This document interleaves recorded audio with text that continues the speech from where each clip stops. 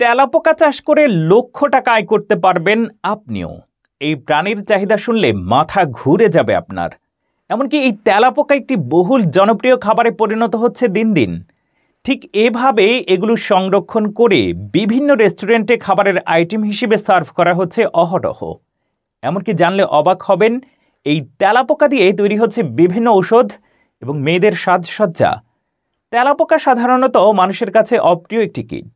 ছেলে থেকে বুড়ো এই তেলাপোকা দেখলেই ভয় পায় সবাই। সাধারণ গৃহস্থ বাড়িতে তেলাপোকা মারার জন্য নানা আয়োজন থাকে। টিভিতে বিজ্ঞাপন দিয়ে তেলাপোকা মারার কীটনাশকের প্রচার করা হয়।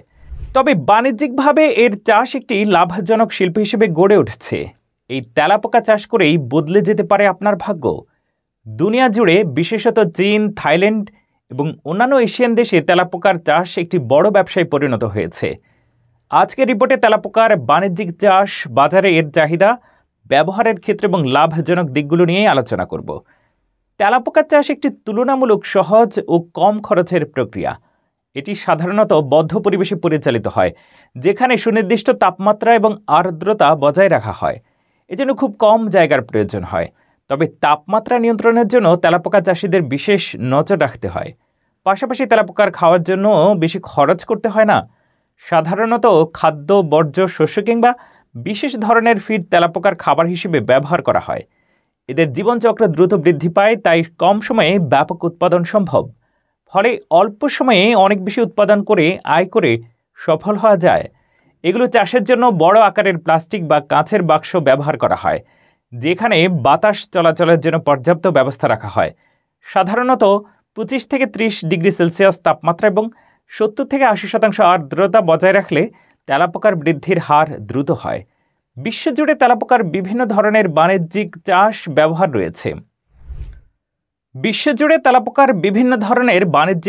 রয়েছে। প্রধানত ফার্মাসিউটিক্যাল কোম্পানিগুলো তেলাপোকার নির্যাস ব্যবহার করে বিভিন্ন ওষুধ ও প্রসাধনী তৈরি করে।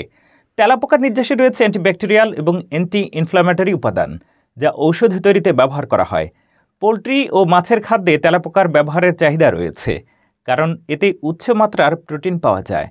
গবেষণা বলছে তেলাপোকার দুধে প্রাপ্য প্রোটিনের পরিমাণ গরুর দুধের প্রোটিন অপেক্ষা বহুগুণ বেশি। এছাড়া কিছু প্রসাধনী কোম্পানি তেলাপোকার নির্যাস ব্যবহার করে ত্বকের যত্নের পণ্য তৈরি করছে।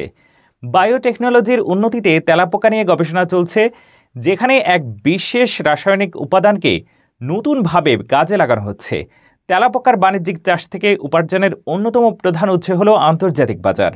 চীনের বহু প্রতিষ্ঠান তেলাপোকা কিনে বিভিন্ন খাতে ব্যবহার করে। এছাড়া দক্ষিণ কোরিয়া, জাপান, থাইল্যান্ড এবং কিছু ইউরোপীয় দেশেও এটির চাহিদা রয়েছে। অনেক সময় খামারিরা সরাসরি ফার্মাসিউটিক্যাল বা পোলট্রির কোম্পানির সঙ্গে চুক্তি করে তেলাপোকা সরবরাহ করেন। অনলাইন মার্কেটপ্লেসেও তেলাপোকা বিক্রি করা হয়। তেলাপোকা চাষ অত্যন্ত লাভজনক, কারণ এর উৎপাদন খরচ কম এবং বাজার মূল্য ভালো।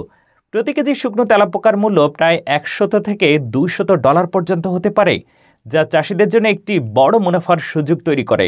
এই ব্যবসার অন্যতম সুবিধা হল এটি পরিচালনা করতে কম জায়গা লাগে এবং তুলনামূলক কম পরিশ্রমের প্রয়োজন হয়। এছাড়া এটি পুনর্ব্যবহারযোগ্য সম্পদ ব্যবহারের মাধ্যমে পরিবেশ বান্ধব কৃষি উদ্যোগ হিসেবেও স্বীকৃত। তেলাপোকা চাষ একটি অনন্য ও লাভজনক ব্যবসা, যা সঠিক পরিকল্পনা ও ব্যবস্থাপনার মাধ্যমে বিশাল মুনাফার উৎস হতে পারে। বিশ্বব্যাপী এর চাহিদা বৃদ্ধি পাওয়ায় এর একটি সম্ভাবনাময় খাত হিসেবে বিবেচিত হচ্ছে। তাই যারা নতুন ধরনের কৃষি উদ্যোগ খুঁজছেন, তাদের জন্য এটি একটি আকর্ষণীয় বিনিয়োগের সুযোগ হতে পারে। বাংলাদেশের আবহাওয়া তেলাপোকা চাষের জন্য বেশ উপযোগী, তাই এদেশের তরুণ উদ্যোক্তারা চাইলেই তেলাপোকা চাষ করে ব্যবসার উপায় হিসেবে গ্রহণ করতে পারেন। ফলে তা বিদেশে রপ্তানি করে প্রচুর পরিমাণে বৈদেশিক মুদ্রা অর্জন করা সম্ভব হবে, যা দেশের অর্থনীতিকে মজবুত একটা ভিত্তি দিতে পারে, দেশের রিজার্ভকে সমৃদ্ধ করতে পারবে।